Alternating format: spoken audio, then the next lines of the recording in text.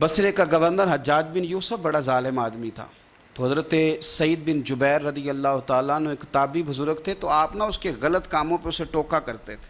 ہمارا یہ مسئلہ ہوتا ہے کہ جب ہمیں کوئی ٹوکتا ہے تو ہمیں ضد چڑھتی ہے، یہ نہیں دیکھتے کہ میں پہلے دیکھ لوں میری کہیں کوتاہی پہ تو نہیں ٹوک رہا۔ وہ ظالم تھا، آپ اسے ٹوکتے تھے، تو جب روک ٹوک ہونے لگی تو یہ جو بادشاہ قسم کے لوگ ہوتے ہیں ان کی خواہش ہوتی ہے کہ ہمیں پوچھنے والا کوئی نہ ہو۔ روک ٹوک بڑی تو اس نے بلا لیا حضرت سعید بن جبیر رضی اللہ تعالیٰ عنہ کو، بلا کے کہنے لگا میں آپ کو قتل کروں گا۔ تو آپ فرمانے لگے جس طرح تو مجھے قتل کرے گا نا، میرا رب بھی تجھے اسی طرح ہی قتل کرے گا۔ اللہ والے تھوڑا کسی سے ڈرتے ہیں، وہ اسی طرح تجھے قتل کرے گا۔ کہنے لگا حضرت سعید بن جبیر رضی اللہ تعالیٰ عنہ سے کہ اگر آپ مجھ سے معافی مانگ لیں گے تو میں آپ کو چھوڑ دوں گا۔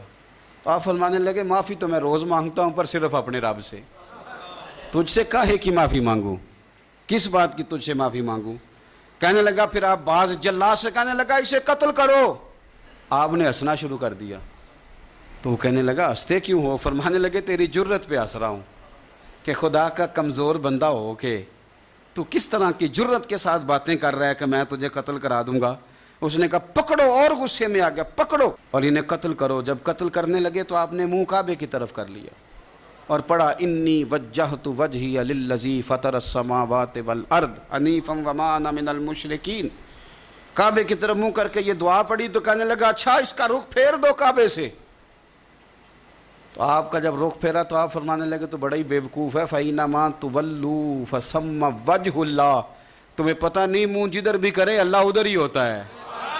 تو بڑا بیوقوف ہے، تو کعبے سے رخ پھیر کے سمجھتا ہے کہ اللہ کوئی معاذ اللہ مقید ہے، ادھر رب تو ہر طرف ہے، جلوہ تیری ذات کا کو بکو ہے، میں جدھر دیکھتا ہوں ادھر تو ہی تو ہے، جدھر دیکھتا ہوں ادھر، جے میں تینوں اندر جانا تو پھر مقید جانا، تو جے میں تینوں باہر جانا تے اندر کون سمانا، اندر بھی تو ہیں تے باہر بھی تو ہیں تے بلا کون نمانا۔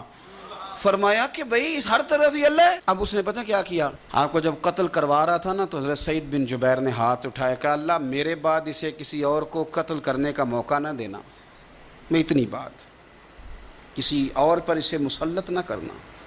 حضرت سعید بن جبیر قتل ہوئے، شہید ہوئے، تو اتنا خون بہا، اتنا خون بہا کہ خون بند ہی نہیں ہوتا، اتنا خون۔ وہ کہنے لگا وزیروں سے، مشیروں سے، طبیبوں سے کہ اتنا خون؟ تو وہ کہنے لگے بادشاہ یہ خون بتاتا ہے کہ یہ بندہ تجھ سے ڈر کے نہیں مرا، ورنہ تو تلوار بندے کے قریب آتی ہے تو خون خشک ہوتا جاتا ہے، ورنہ تو حکم ہوتا ہے سزائے موت کا تو لوگوں کے کپڑے ڈھیلے ہو جاتے ہیں، جسم کمزور ہو جاتا ہے۔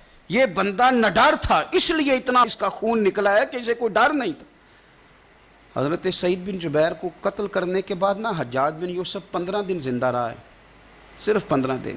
کینسر ہو گیا پیٹ میں، اتنی تکلیف ہوئی کہ جس بیماری کو آج آپ کینسر کہتے ہیں کہ کسی کی سمجھ میں نہیں آتا تھا۔ طبیب گوشت کی بوٹی ڈالتا تھا دھاگے کے ساتھ پیٹ میں، تو باہر آتی تھی تو وہ گل سڑ کے باہر نکلتی تھی، اس کے اپنے بھی اس کے کمرے میں نہیں جاتے تھے۔ او یارو، ظلم کرتے ہوئے لوگ سوچتے نہیں کہ اس کا حساب کتنا بھیانک ہوگا۔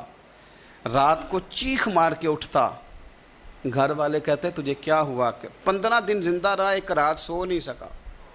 وہ کہتا تھا جب بھی میں سوتا ہوں تو سعید بن جبیر میری خواب میں آتے ہیں اور میری ٹانگ پکڑ کے گھسیٹتے ہیں تو میری آنکھیں کھل جاتی ہیں، یہ جو بد دعائیں ہیں یہ تمہارے بستر تک تمہارا پیچھا کرتی، یہ نیندوں میں سوراخ کر دیتی۔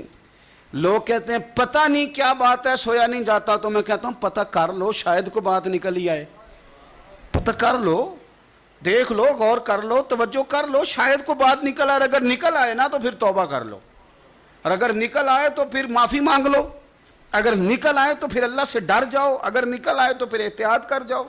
لیکن باتیں نکلنے پر بھی ہم ماننے کو تیار، تو یہ مت سمجھیں کہ جب انسان کسی کا ظلم کرے گا تو وہ چین کی نیند سوئے گا، یہ ہو سکتا، جیسا کرو گے پھر ویسا